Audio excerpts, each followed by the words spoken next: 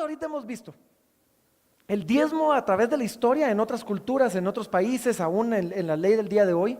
Hemos visto la ley, el diezmo de acuerdo a la ley de Moisés. Hemos visto la vigencia o no vigencia de esa ley que otra vez pues no es 100% clara, pero también ya vimos un poquito de nuestra postura. Y hemos visto los principios transferibles, donde podemos argumentar que quizás no podemos aplicar el pie de la letra de la ley, pero que los principios sí debemos transferirlos a este tiempo. Ahora, nos falta ver dos cosas y creo yo que son bien importantes. En muchas iglesias, en muchos lugares, se ha hecho un gran énfasis en esta siguiente parte en acerca de las bendiciones del diezmo, bendiciones del dar. Y las hay, o sea, sí hay promesas de bendición para el que da. Y quiero que veamos cuáles son esas promesas de bendición. Vamos no a verlas todas, pero vamos a ver algunos de los pasajes más comunes o más claros con respecto al tema. Y después vamos a terminar, y se los voy a explicar en su momento, con lo que yo llamo un mejor camino. Así que hablemos de las bendiciones acerca del dar, de las bendiciones del diezmo o de las bendiciones de llevar una vida generosa. Quizás el pasaje más famoso está en Malaquías capítulo número 3. Este pasaje todos lo hemos oído en algún momento, comienza desde el versículo número 8 y nos vamos hasta el versículo número 12. Así que en Malaquías capítulo número 3, versículo número 8, este pasaje es fenomenal, se los voy a leer y después se los explico. Dice: ¿robará el hombre a Dios? Pues vosotros me habéis robado. Y dijiste: ¿en qué te hemos robado? En vuestros diezmos y ofrendas. Malditos sois con maldición, porque vosotros, la nación toda, me habéis robado. Traed todos los diezmos al alfolí, y hay alimento en mi casa, y probadme ahora en esto, dice Jehová de los ejércitos. Si no, os abriré las ventanas de los cielos, y derramaré sobre vosotros bendición hasta que sobreabunde. Reprenderé también por vosotros al devorador, y no os destruirá el fruto de la tierra, ni vuestra vida en el campo será estéril, dice Jehová de los ejércitos. Y todas las naciones os dirán bienaventurados, porque seréis tierra deseable, dice Jehová de los ejércitos. Este pasaje que acabamos de leer del 8 al 12 es quizás el pasaje más común, más popular sobre el diezmo. Les voy a decir por qué. Hay dos razones por las que es popular. Contiene la suficiente condenación para asustarlos a que diezmen, y contiene la suficiente bendición para motivarlos a que diezmen. ¿Sí? Creo que contiene un poquito de cada uno. Hay suficiente para asustar a aquel que no está convencido, y hay suficiente para motivar a aquel que está un poquito, que necesita un último empujón. Pero, solo qué cosas necesitamos notar. En el contexto de lo que acabamos de aprender, necesitamos entender esto. Dice: vosotros, la nación toda, me habéis robado. ¿En qué? En vuestros diezmos, plural, en vuestros diezmos y ofrendas, plural. Esto está hablando estrictamente de lo que dice la ley. Esos tres diezmos: el diezmo del levita, el diezmo de los festivales, el diezmo del pobre. Si queremos verdaderamente aplicar ese pasaje el día de hoy, necesitaríamos entonces verdaderamente predicar que no es uno, no son dos, sino son tres diezmos los que deberíamos de estar hablando, porque son diezmos plural, no diezmo singular. ¿Sí? Entonces vemos nosotros que aquí se comienza a complicar un poquito, y necesitamos entender también un poquito de contexto histórico de este pasaje. Cuando Malaquías está profetizando esto, es el mismo tiempo de Nehemías. Entonces, si ustedes leen el libro Nehemías y leen el libro Malaquías, están escritos más o menos en el mismo tiempo. ¿Sí? El mismo tiempo histórico de Israel. Ahora, en el tiempo de Nehemías, si usted lee el libro de Nehemías, básicamente Jerusalén fue destruido cientos de años atrás, y entonces cientos de años atrás se quedaron sin templo. No había ciudad, no había templo, no había servicio, no había nada, no habían sacerdotes, no había quien ministrar en el templo, y la gente se comienza a alejar. Bueno, son trasladados afuera de Jerusalén, son llevados cautivos, y entonces no tienen cómo traer esos diezmos. Ahora, una de las primeras cosas que pasaba cuando el pueblo de Israel se comenzaba a alejar de Dios era que descuidaban el servicio del altar, descuidaban los diezmos y descuidaban las ofrendas. Y entonces, ¿qué pasaba? Los levitas tenían que salir a ver qué hacían. Tenían que salir a cosechar los campos, y comenzaba un círculo vicioso. ¿Sí? Como los levitas tenían que salir, ¿qué hacían? Descuidaban el servicio del altar, no había quien enseñara la ley, no había quien ofreciera los sacrificios y el pueblo se olvidaba más de Dios y caíamos en un círculo vicioso. Entonces viene Malaquías y viendo lo que está pasando en el tiempo de Jeremías, de Nehemías, perdón, donde el templo fue destruido, donde la ciudad fue destruida, donde ya no... Y finalmente comienza a regresar el pueblo. ¿Se recuerdan? Nehemías trae de regreso, reconstruye los muros. Y entonces Malaquías se levanta como un profeta diciendo, comiencen a traer ese diezmo, necesitamos reactivar el servicio del altar, necesitamos activar las ofrendas, necesitamos que el altar funcione otra vez, que hagan sacrificios, que se haga todo lo que se hace en el altar. Entonces ese es el contexto histórico. Ahora, nos está diciendo esto, comiencen a hacerlo, reactiven el servicio en el altar. ¿Por qué? Porque si no, no van a haber sacerdotes que les enseñen la ley. Porque si no, no van a haber sacerdotes que bendigan sus frutos, sus cosechas. Si no, no van a haber quien presente sacrificio por su pecado. Ya. Ahora, otra vez, si lo queremos trasladar directamente al día de hoy, necesitaríamos hablar de diezmos, porque dice plural. Pero, si trasladamos los principios y seguimos hablando de que estamos llamados a vivir una vida generosa, seguimos hablando de que estamos llamados a seguir apoyando el ministerio en el altar, creo que sí podemos trasladar este pasaje y decir, sí hay una bendición para aquel que en obediencia como acto de adoración a Dios está trayendo sacrificialmente de lo que Dios le ha dado una parte para ese servicio de ese altar. ¿Y cuáles son las bendiciones que ofrece aquí? Ofrece varias y nos dice a nosotros así. Entonces dice, abriré las ventanas de los cielos. Voy a traer bendición sobre ti. Sí, voy a traer más cosechas, voy a traer lluvia en su tiempo. Si no había lluvia, las cosechas se arruinaban. ¿Sí? Para nosotros hoy podría decir, voy a abrir las ventanas, voy a traer más clientes, voy a traer más ventas, voy a traer más proyectos, voy a traer más trabajo. ¿Sí? Dice, y derramaré bendición hasta que sobre y abunde. Sí habla de bendición sobreabundante para aquel que vive una vida generosa. Y después dice, y no solo eso, dice, voy a reprender al devorador por vosotros. Ahora, yo puedo decirles cualquier cantidad de testimonios de personas que dicen, mire, antes no me alcanzaba y comencé a dar y de repente me di cuenta, mis hijos ya no se enferman tanto, lo que antes gastaba en médicos ya no lo gasto, tenía una tienda y miren, me robaban parejo, ahora no me roban. Dios reprendió al devorador. Aquel que se come la cosecha, aquel que se come el fruto de nuestro trabajo, el fruto de nuestro esfuerzo. Y dice, y la tierra no será estéril. No saben a cuántas personas yo he visto que son esforzados, trabajan, echan punta todo el día de sol a sol. Y al final de mes no rindió, como que la tierra fuera estéril. Entonces sí vemos nosotros una bendición que Dios dice, para aquel que vive una vida generosa, yo voy a reprender al devorador. Yo me voy a encargar que la tierra dé fruto, que su esfuerzo se pague. ¿Sí? Yo voy a derramar bendiciones. Y después dice, las naciones nos llamarán bienaventurados. Dice, la bendición se va a hacer notable. Notable para aquel que vive una vida generosa. Así que sí hay una promesa. Ahora regresemos también a la ley, Deuteronomio capítulo número 12. Y versículo número 28 nos da todavía otra promesa y nos dice así. En Deuteronomio 12 venía hablando del diezmo, ¿sí? Si ustedes se recuerdan, ahí fue donde leímos lo del diezmo, los diezmos, ahí fue donde leímos lo de los hijos de Aarón y todo. Y nos dice así, guarda, 12:28, dice, guarda y escucha todas estas palabras que yo te mando. ¿Cuáles son todas estas palabras? Trae tus diezmos para el sostenimiento de los levitas, que ellos traigan el diezmo. Esas son las palabras. Dice, guarda y escucha todas estas palabras que yo te mando.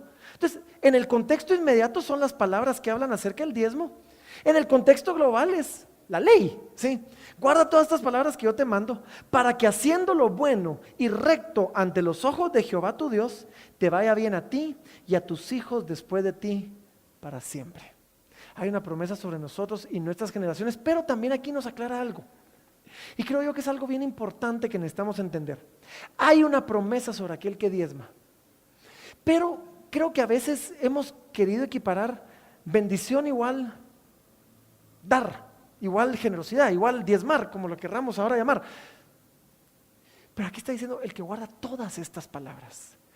Yo creo que prosperidad, que bendición es dar, sí, más esfuerzo, más excelencia, más conocer los tiempos, más cierta gracia, o sea, la ecuación es más complicada que solamente dar. Y entonces me he topado gente frustrada, es que yo diezmos, que yo doy y no me bendices, sí, pero sos un gran haragán. Entonces claro que no te va a bendecir. Es que sos un gran chapucero, no haces las cosas con excelencia. ¿Cómo Dios va a bendecir eso? La ecuación de la prosperidad y la bendición incluye el dar, pero no se limita solamente al dar.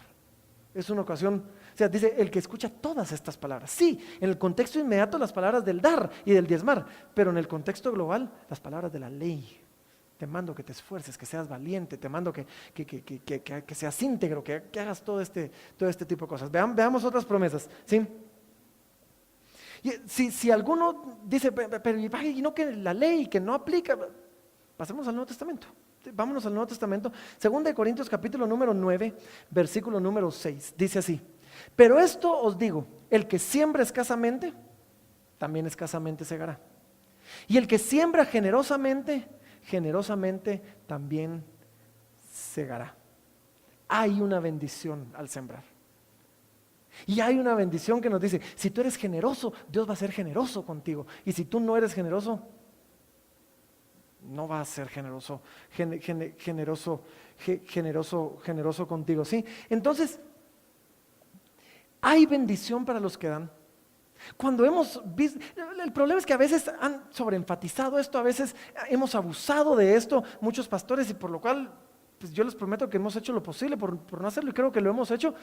Pero en nombre de los pastores pido perdón por eso, de verdad, porque muchos han abusado de este tema, pero tampoco están mintiendo. Hay bendición, hay promesas sobre aquel que vive una vida generosa, hay promesas sobre aquel que da abundantemente, hay promesas sobre el diezmar, sobre el ofrendar, sobre el vivir una vida generosa. Sí la hay, y como esta hay muchísimas otras, pero ¿saben qué? Quiero yo cambiar rápidamente el tema y quiero yo enseñarles algo que para mí es lo mejor de todo lo que van a aprender esta noche. Yo puedo, y otra vez, yo comencé a preparar este seminario ya con conclusiones en mi mente.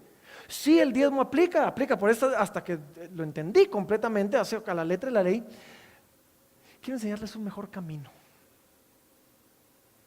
Porque nos podemos pasar discutiendo aquí si la ley aplica, si no aplica, si estamos obligados a dar, si no estamos obligados a dar, si entonces tenemos que dar el 10, si el 23, si podemos pasarnos aquí un buen tiempo discutiendo eso. Pero creo que hay un mejor camino. Creo que hay algo más poderoso que la obligación. Creo que hay algo más poderoso que el sentirme obligado a tener que dar. Y Pablo lo describe así cuando está hablando del amor. En 1 Corintios 13 dice, yo les quiero mostrar un mejor camino, y nos muestra el camino del amor. Y ese pasaje tan maravilloso que el amor todo lo sufre, todo lo espera, todo lo soporta. Y es que el camino del amor es mucho, mucho mejor. Aunque el Nuevo Testamento rara vez menciona el diezmo en sí, no es mudo en cuanto al tema del dar.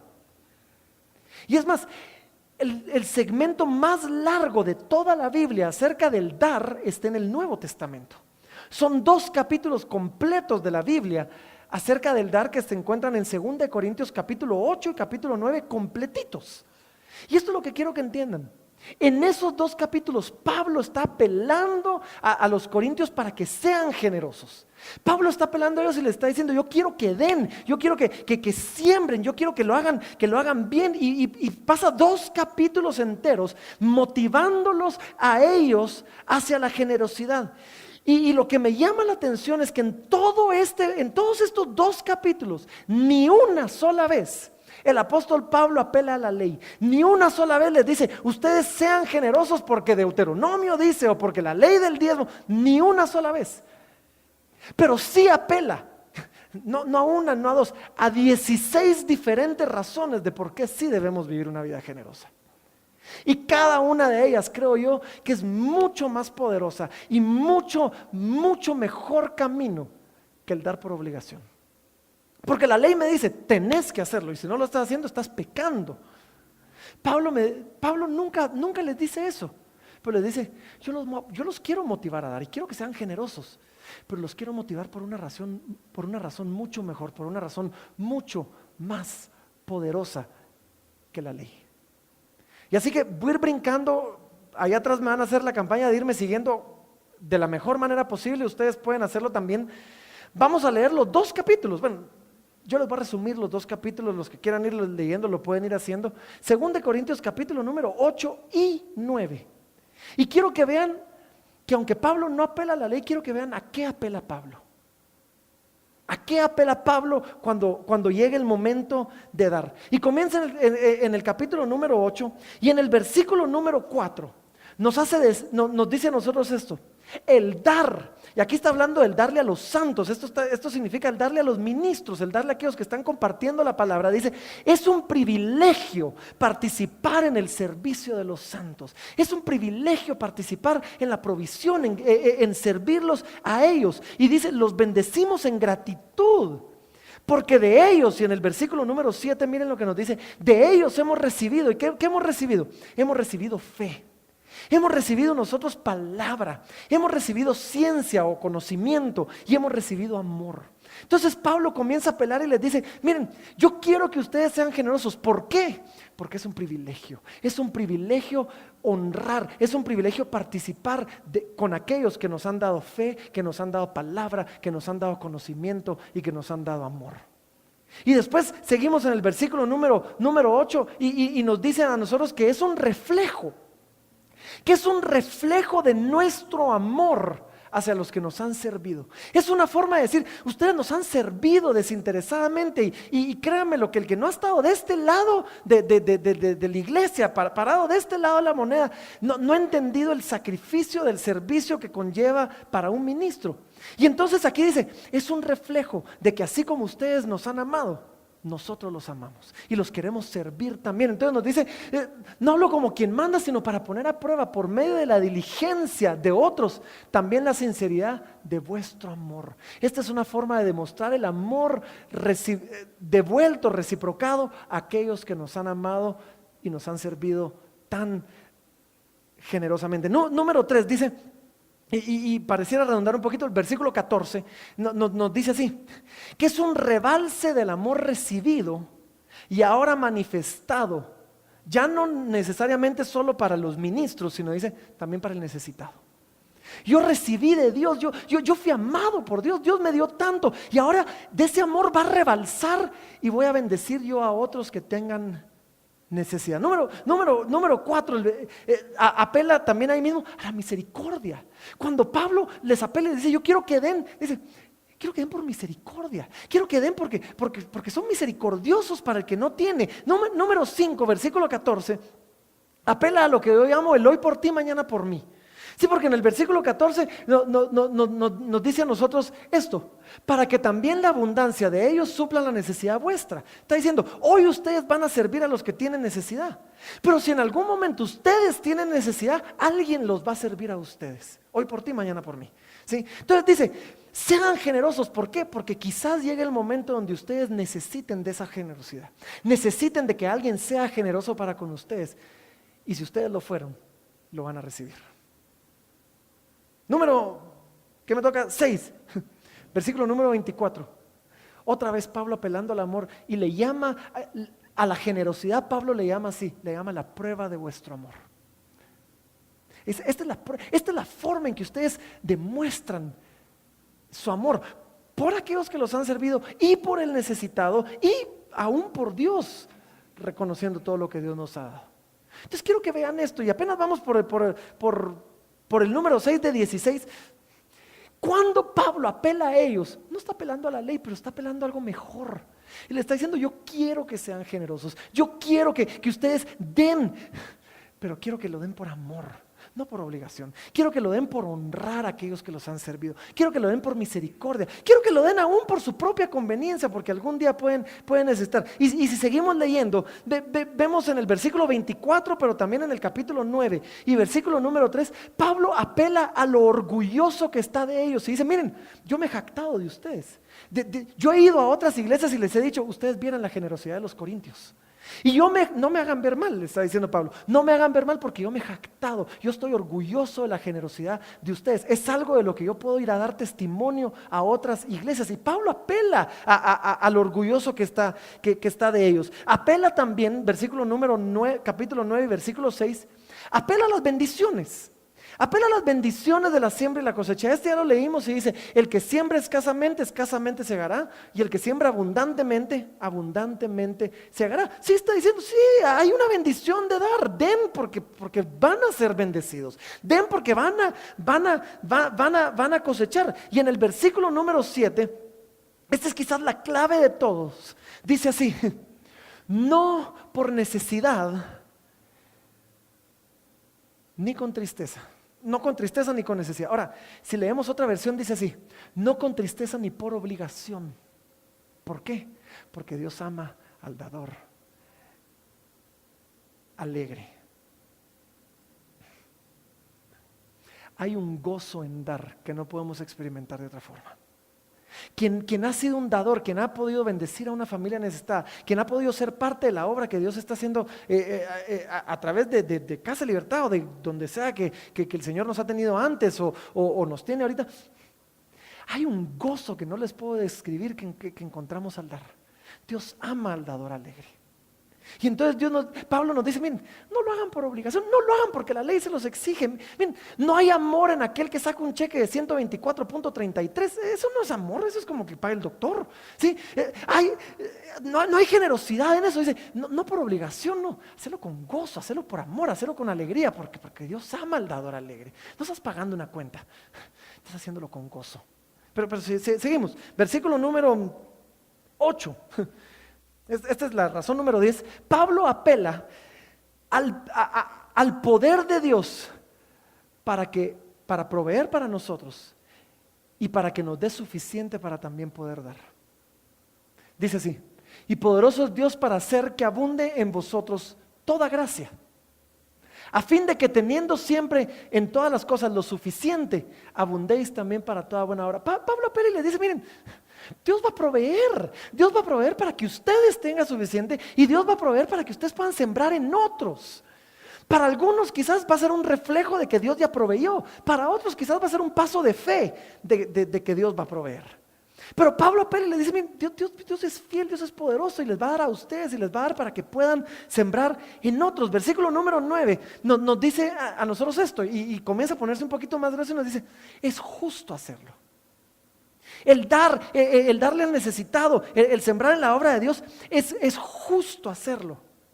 Y es parte de la justicia de Dios. Nos dice, como está escrito: repartió, dio a los pobres, el justo por la fe.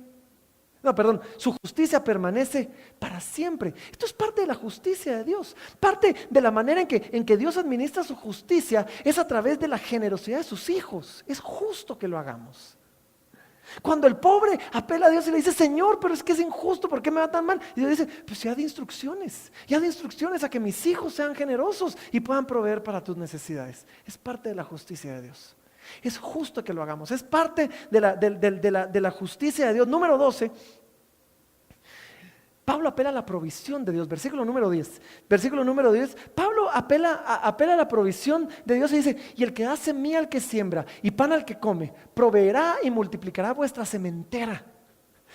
Pablo está diciendo: Dios te dio, de lo que Dios te dio, da, de lo que Dios te dio, sé generoso. ¿Sí? Pablo no está apelando a es que la ley del diezmo, no, está diciendo: Dios te ha dado. Y ahora, participa de ese mismo atributo y también tú da. Porque tú has recibido. Número 13.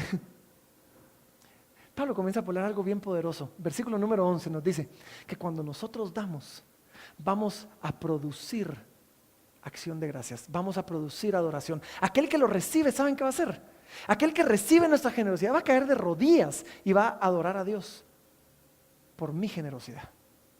Entonces mi generosidad va a producir adoración, va a producir acción de gracias hacia Dios. Número 14, versículo número 13. El hacerlo va a producir gloria a Dios. Dice, pues por la experiencia de esta administración, glorifican a Dios. Aquellos que son receptores de esa generosidad van a glorificar a Dios. ¿Y saben qué? Ese fue el propósito para el que fuimos creados. La gloria de Dios. Miren, no demos por obligación. De verdad, no demos porque entonces...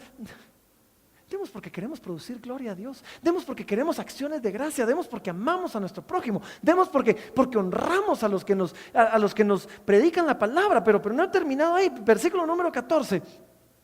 Todavía apela un poquito a nuestro egoísmo. Nos dice, cuando tú bendigas a alguien, ese alguien va a orar por ti. Ese alguien va a orar y va a decir, Señor, gracias por Francisco, Señor, bendecilo porque él fue generoso conmigo. Padre, seguí proveyendo para él. Y esto va a producir oraciones hacia mí, dirigidas hacia mí. Me va a levantar a mí delante de Dios. Si yo soy generoso, ¿qué creen que pasa en una iglesia? ¿Qué creen que pasa con un necesitado? Señor, bendecí a aquellos que apoyan este ministerio. Señor, prosperalos, Padre, seguirles dando. Y esto genera oración de parte del que es receptor de esa gracia, para que Dios siga bendiciendo a aquellos que han sido generosos. Y no he terminado, número 15, y con este termino, versículo 15, razón número 16. Pablo apela y les dice, miren, el poder dar es un regalo de Dios. Más que una obligación, es un privilegio, es un regalo de Dios. Dice, gracias a Dios por su don inefable. O sea, gracias a Dios porque podemos ser generosos, porque podemos participar de la generosidad. El dar es un regalo de Dios.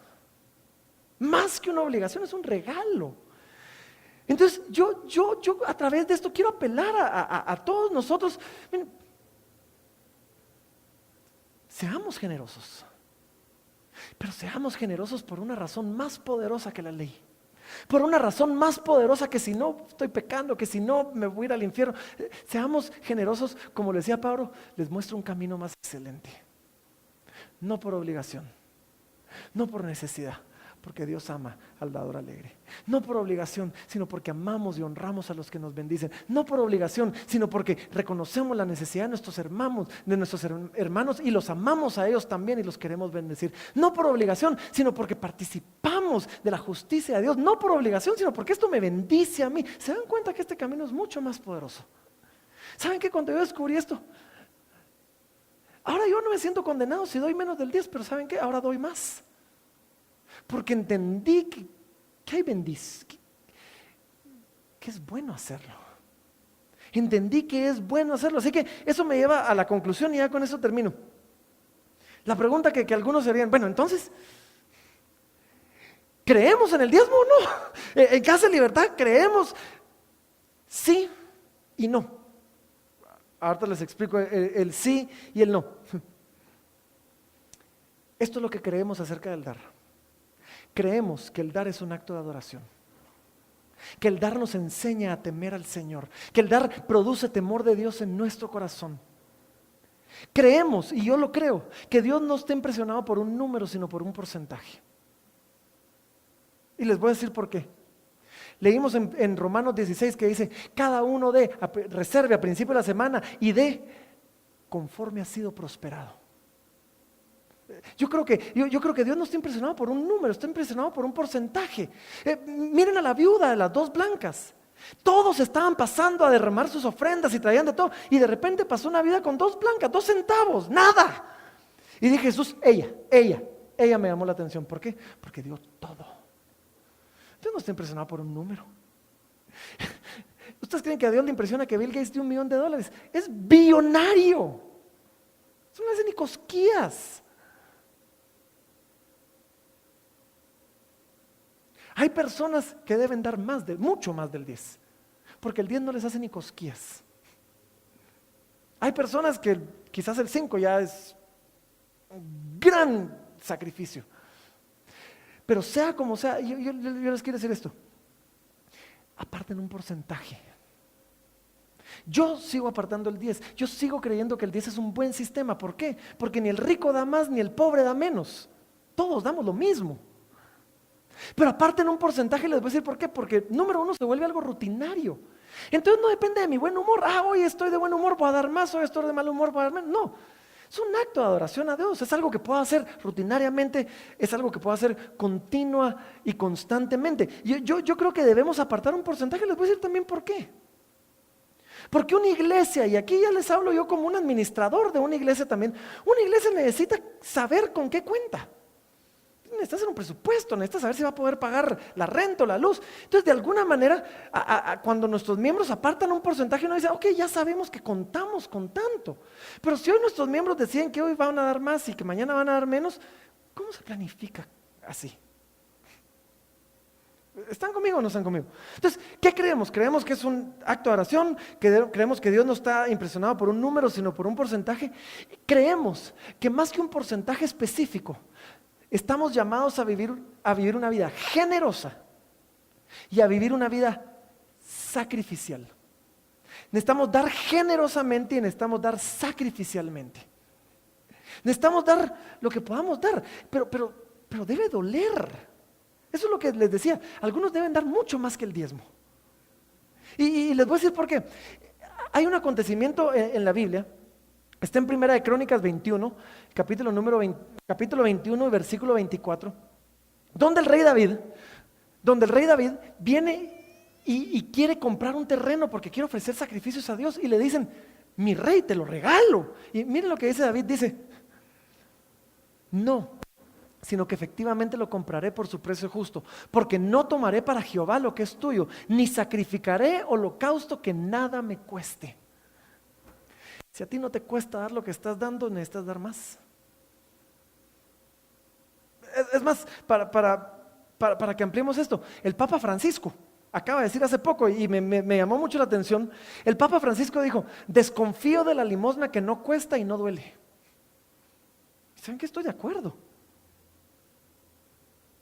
Entonces, otra vez, para algunos el 10% no es nada, deben dar más. Para otros el 5% ya es más allá de sus fuerzas. La Biblia nos llama a ser generosos y vivir una vida sacrificial.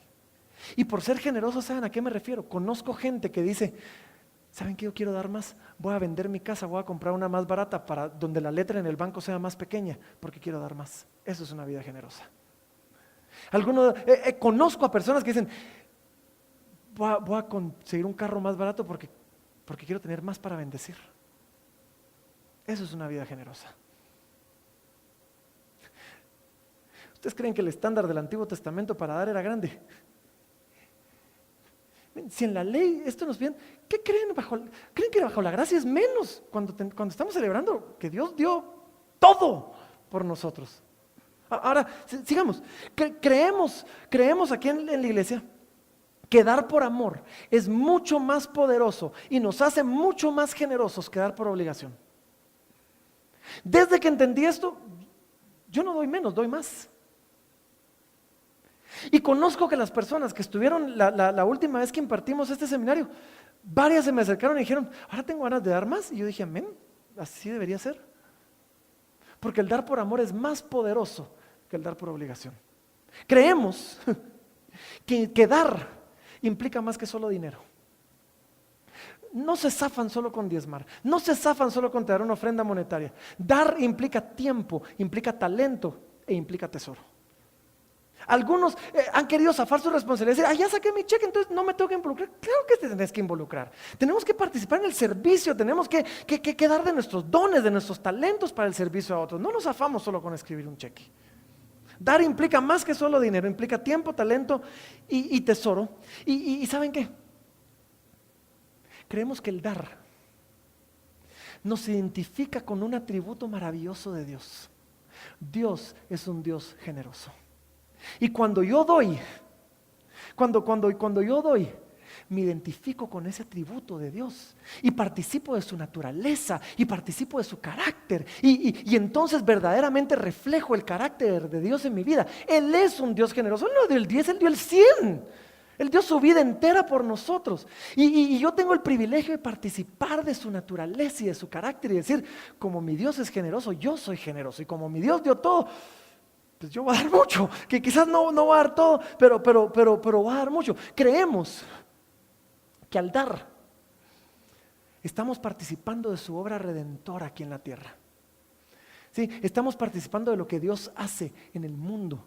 Y si ustedes no creen eso de Casa Libertad o de la iglesia donde estén, cámbiense de iglesia, pero den. Porque deben estar en una iglesia donde ustedes creen que están participando en la obra redentora de Dios en la tierra. Y finalmente, creemos que al dar, vivimos en fe y somos llamados. La Biblia dice, el justo por la fe vivirá. Porque cuando yo doy, lo hablamos hace un momentito, yo estoy dando en fe, sabiendo que Dios va a estirar lo que queda. Y el justo por la fe vivirá. Es más, todo lo que no proviene de fe es pecado. Hay personas que dicen, es que yo no doy porque es que no sé si me va a alcanzar. ¿Sabes qué? Ahí no hay fe. Y todo lo que no proviene de fe es pecado. Hebreos capítulo número 11. Así que creemos en el diezmo, sí y no. Quizás no me atrevo a predicarlo con la letra de la ley tal como lo aprendí. Pero sí me atrevo a llamarlos y decirles, vivan generosamente, vivan sacrificialmente. Porque hay bendición para nosotros, hay bendición para el mundo, hay bendición para el necesitado. Y somos parte de lo que Dios hace aquí en la tierra. Amén.